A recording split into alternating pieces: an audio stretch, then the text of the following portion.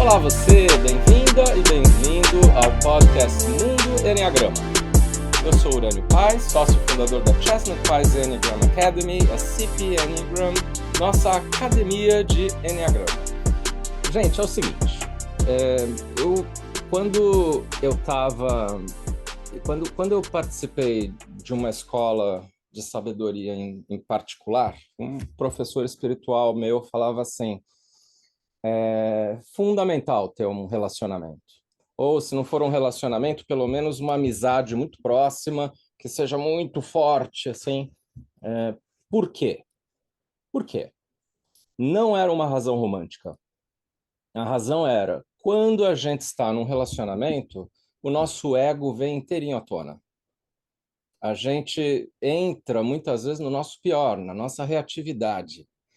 E isso faz com que o trabalho interior seja mais intenso.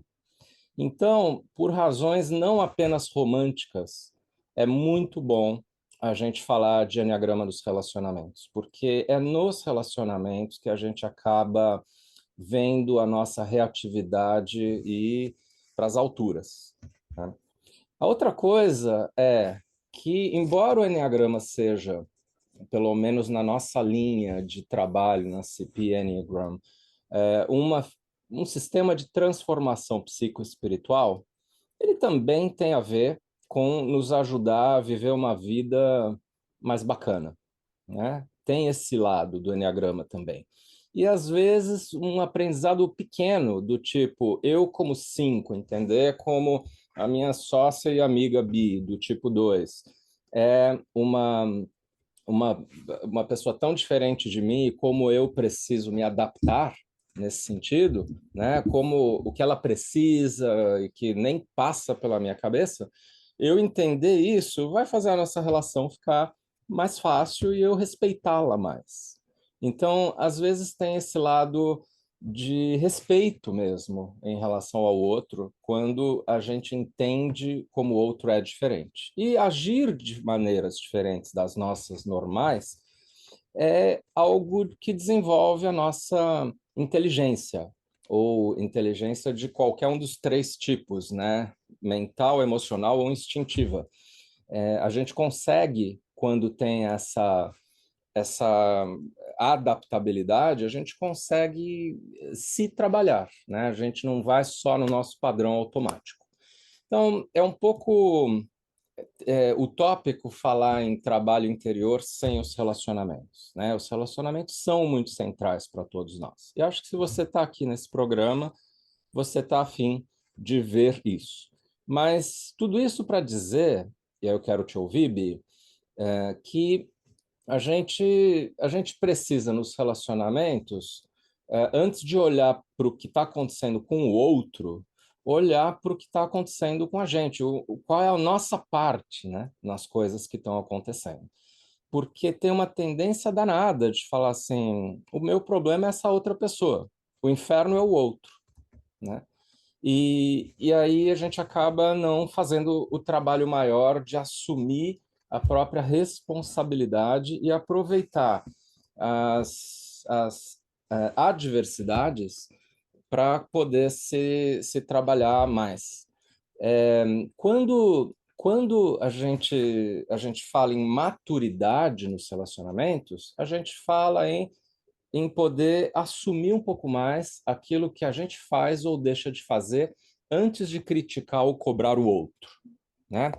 E acho que a Bi pode nos falar um pouquinho disso, né, Bi? Porque você, como psicoterapeuta e fez durante um tempo psicoterapia de casais, acho que você via o quanto importante era a capacidade de olhar para dentro e assumir os seus próprios problemas, de receber feedback, olhar para dentro, para o seu próprio padrão e tentar uma mudança interior antes de mudar o outro. Não é isso? Sim, eu trabalhei como uma terapeuta de casais e o Enneagrama foi uma ferramenta muito poderosa para ajudar os casais. Ajudava muito para cada pessoa entender o outro em um jeito muito mais claro e também ajudava a cada pessoa a perceber as suas projeções, porque esse é um grande ponto dos relacionamentos. Apesar da projeção ser um mecanismo de defesa do tipo 6, todos nós projetamos a nossa realidade nas outras pessoas. Então a gente não vê o outro como ele é, a gente vê o outro através dos filtros da nossa personalidade. Muitas vezes, filtros baseados nos nossos primeiros relacionamentos. Então, eu automaticamente vejo meu parceiro agindo como meu pai fazia, ou como a minha mãe fazia.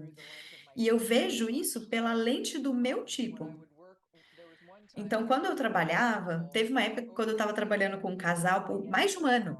E a gente não estava avançando, a gente não estava fazendo nenhum progresso. E aí eu trouxe o Enneagrama. E aí, com 3 meses, tudo mudou, porque o enneagrama ajudou eles tanto a ver no nível mais profundo o que que cada um deles estava trazendo para a relação e poder trabalhar nas suas próprias coisas e se comunicar de uma forma diferente, ver o que estava acontecendo de uma forma muito mais clara.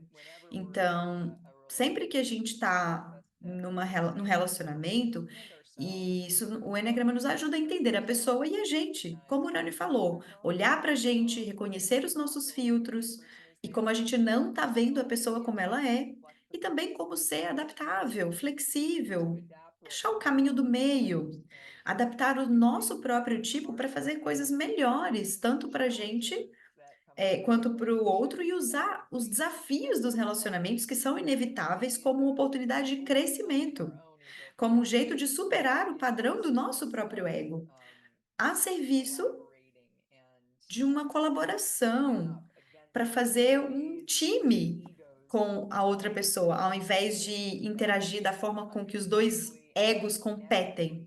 E isso é compreendido, é compreensível, e isso vai trabalhar, vai causar problemas, porque o nosso ego está sempre causando problema, a personalidade é sempre o problema, não quem a gente é. Então, quando a gente usa o enneagrama, a gente vê o que a gente está trazendo para a relação. E o Eneagrama nos ajuda a clarear o que está acontecendo, para a gente poder resolver os nossos problemas, para a gente poder ver a pessoa mais claramente e crescer através do relacionamento com a outra pessoa de uma forma mais Yes. consciente. Sim, sim, sim. Isso mesmo, Bi. E nos relacionamentos tem outros fatores que contam tremendamente. Então, primeira coisa, o subtipo, que são 3 possíveis subtipos em cada tipo, que muda bastante o que é o padrão daquela pessoa nas relações. Depois, o instinto em si, que não é exatamente a mesma coisa que o subtipo, né? E a sequência instintiva, tanto o dominante quanto o reprimido, e a sequência dos três, tem 6 diferentes sequências possíveis. O nível de consciência. E nós vamos sempre também falar do diagrama do Enneagrama, no sentido assim, dos pontos de conexão que o casal tem. Então, considerando nossos pontos originais, mas também as 2 asas e as 2 flechas, onde é que nós nos encontramos aqui enquanto casal? Né? Eu, por exemplo, a minha esposa e eu somos do tipo 5, eu, e 6, ela. Né? Onde é que eu e ela nos encontramos? Bem, somos de tipos diferentes, então não nos encontramos no tipo em si. Né? Tem casais que têm o mesmo tipo e que se encontram no mesmo tipo, e aí fica tanto bastante fácil quanto bastante difícil em alguns outros momentos, né? A gente vê muito assim esse desafio de casais do mesmo tipo de uma maneira até bem curiosa. Agora, eu e minha esposa, como 5 e 6, eu tenho asa 4, ela não acessa o 4 diretamente, nem com as asas dela, nem com as flechas para o 3 e para o 9. Mas eu também tenho a minha asa 6, onde eu a encontro. Né? Ela tem a asa 5 e a asa 7. E eu tenho o 7 como uma flecha. Então a gente pode, como casal, se encontrar no 5, no 6 ou no 7. E aí pensar assim, em qual desses pontos que está o nosso conflito maior? E em qual desses pontos que tem a resolução maior possível para nós? até no sentido de construção de uma agenda de casal para que a gente saia de algum problema em que a gente tenha se metido, né, no relacionamento. Então, esse uso do símbolo, em termos de onde a gente pode se encontrar, é uma coisa bem interessante, né? E sempre há um ou dois, pelo menos, pontos nos quais a gente se encontra.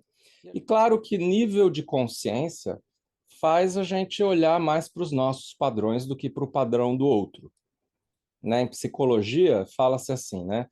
Quando A fala de B, A está falando mais sobre A do que sobre B. Então, assim, nos relacionamentos, a gente faz projeções de uma maneira massiva. Quase todo mundo projeta a sua mãe ou seu pai, né, naquele parceiro ou parceira íntima. É muito frequente a gente achar que está se relacionando com o parceiro, mas na verdade está projetando a mãe ou o pai, ou um cuidador inicial do início da vida. Muito frequente. Os relacionamentos são projeções massivas que a gente faz, e se a gente não olha para esse lado, complica. Você via isso, Bia, essa questão das projeções sendo feitas pelas pessoas quando atendia casais como psicoterapeuta?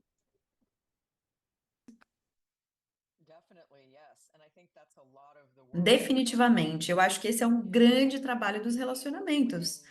É ver quando você está projetando coisas e quando uma dinâmica está acontecendo entre as duas pessoas, que basicamente está construída a partir das reações diferentes de cada pessoa. Uma pessoa está reagindo a outra pessoa a partir da sua personalidade, e a outra pessoa reage à reação da primeira pessoa. A- e aí a primeira pessoa reage à reação da segunda pessoa. Então vira uma dinâmica de personalidades fazendo as suas coisas automáticas, habituais e reativas. E por definição, reatividade, reação, vem de um nível baixo de consciência.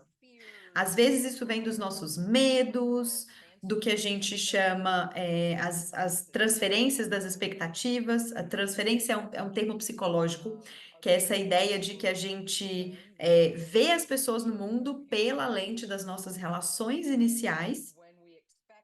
E quando a gente espera algumas coisas das pessoas, baseados nas nossas relações iniciais, a gente costuma encontrar. E é difícil ver a pessoa de uma forma clara. Então, quando eu era uma terapeuta de casal, das minhas principais abordagens era ajudar o casal a virar um time contra a dinâmica do seu ego, da interação do seu ego. Então, se eles puderem estar no mesmo time, olhar para a dinâmica e analisar a dinâmica, que necessariamente inclui, olha, essa é a minha reatividade, isso é o que vem da minha personalidade, isso é muito automático, isso é defensivo. E isso aqui é o que eu faço quando você faz isso. E aí a outra pessoa pode falar: bom, o que eu faço para reagir à sua reação é isso. Quando as pessoas conseguem ver como essa dinâmica acontece de acordo com a sua personalidade, e aí eles conseguem virar um time contra a dinâmica, não contra o outro. Então, quando os casais vêm buscar terapia, geralmente uma pessoa tá lá para mudar o outro. Eu tô aqui para mudar o meu parceiro. Eu tô aqui para o terapeuta falar para o meu parceiro como ele pode mudar, para que todo mundo, tudo seja ok. E o que as pessoas descobrem quando elas vêm para terapia de casal é eles precisam se mudar, não o seu parceiro. E quando as duas pessoas estão abertas a mudar, a ver o que eles estão fazendo, a baixar a sua guarda, a compartilhar mais vulnerabilidade, a ver a vulnerabilidade por trás da reação, do tipo, porque a nossa personalidade é construída para defender a nossa vulnerabilidade. A nossa personalidade é uma estrutura de autodefesa. Então, quando a gente está operando da nossa personalidade, pode ser difícil sair de algumas dinâmicas relacionais. Ter uma relação positiva de crescimento, isso necessariamente envolve transcender a nossa personalidade, ser capaz de nos observar, desenvolver a testemunha interna que consegue ver o que eu estou fazendo, admitir e tentar fazer algo diferente. Então, se eu vejo que, como um 2, eu sempre estou levando as coisas para o pessoal e sendo muito sensível por ser machucada e fico triste com coisas pequenas, talvez se eu ver isso, isso vai ser a minha parte da dinâmica que eu vou precisar conversar sobre. E eventualmente ser mais flexível com a pessoa que está se relacionando. Bom, uma das coisas, eu estou pensando de mais uma coisa aqui. Uma coisa é que às vezes as pessoas perguntam, sabe? Ah, eu sou um tipo 4. Qual que é o melhor tipo para eu me relacionar? E a gente quer enfatizar aqui que não existe melhor ou pior combinação de tipo. O que realmente faz a diferença para uma relação bem-sucedida ou menos bem-sucedida é o quão consciente a pessoa está, qual é o seu nível de consciência. Porque quanto mais alto o seu nível de consciência, mais fácil vai ser de se relacionar. E isso é com qualquer pessoa na sua vida, não só o seu parceiro. Então, quanto mais consciência você tem, mais habilidade você tem. Quando a gente é capaz de ver a nossa defesa em ação, saber ver os nossos sentimentos, comunicar os nossos sentimentos, fazer as coisas diferentes, é isso que vai levar a uma relação bem-sucedida com pessoas de qualquer tipo. Então, não existe tipo melhor ou pior. É só uma questão de qual é o nível de consciência que a gente está. Isso é, claro, uma outra razão pela qual a gente quer trabalhar no nosso nível de consciência quando a gente trabalha o enneagrama. O que a gente quer é, de fato, ir para um nível mais alto de consciência. E uma coisa é, quando eu fazia terapia de casal, nos casais em que eu via, às vezes, que tinha mais dificuldade para fazer a relação funcionar, eram pessoas de diferentes níveis de consciência ou diferente comprometimento com o seu caminho de crescimento. Uma pessoa estava muito comprometida em crescer, usar a relação como um caminho de crescimento, e a outra pessoa não estava muito interessada, não era muito capaz de ver, assumir o que eles estavam fazendo, eles só estavam fazendo as coisas. Então, eu acho que isso era o que era o maior desafio para os casais. E esses eram os momentos em que as coisas não funcionavam com as pessoas, é quando eles estavam em diferentes níveis de consciência ou de Sim, comprometimento com o trabalho muito interior. bom. Eu alguns estudos mostram que o principal fator nos relacionamentos é a projeção que nós fazemos do genitor do sexo oposto, né? Se eu sou menino, assim, foi minha relação com a minha mãe, e se foi boa, eu busco uma pessoa como a minha mãe. E se eu sou menina, também como era o meu pai, e se foi boa, eu busco como meu pai. Mas aí tem várias coisas a dizer. Primeiro, se não foi boa, eu busco meio que o oposto disso. Segunda coisa, não é exatamente só o genitor do sexo oposto. Tem a ver um pouco assim, tem a ver com a própria orientação sexual que, no fundo, a pessoa tem, né? E muitas vezes desde cedo, segundo teorias mais atualizadas. Outra coisa, algo que tem a ver com quem tem a energia mais masculina e a energia mais feminina no casal, né? Se é a mãe ou se é o pai.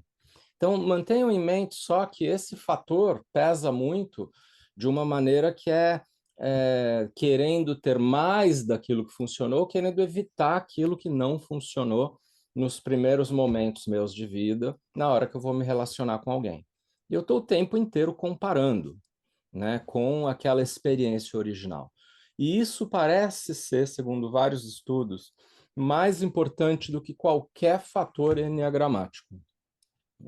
Tem alguns fatores, por exemplo, como tipo, subtipo, instintos, que pesam bastante, mas não é não é tanto quanto pesa esse fator mais de pai e mãe, tá? E eu gosto muito até desse autor chamado Harville Hendricks, que eu sei que o livro dele ainda é editado em Portugal, mas da última vez que Harville Hendricks. ele não era editado no Brasil mais. Ele tem um livro que em Portugal se chamava Todo o Amor desta Vida. E ele tem uma teorias bem legais.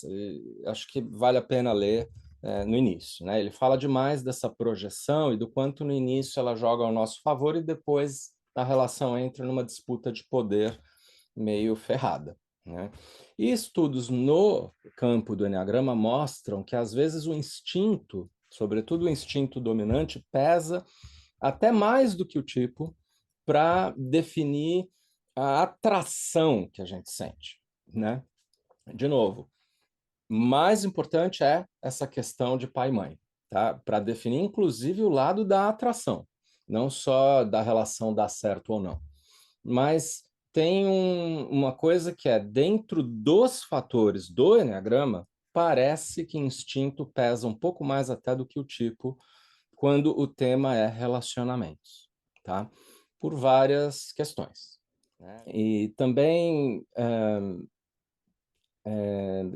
esse livro, Bi, esse não é o título do livro em português, tá? Essa é a tradução do título em inglês, mas não é o título real em português.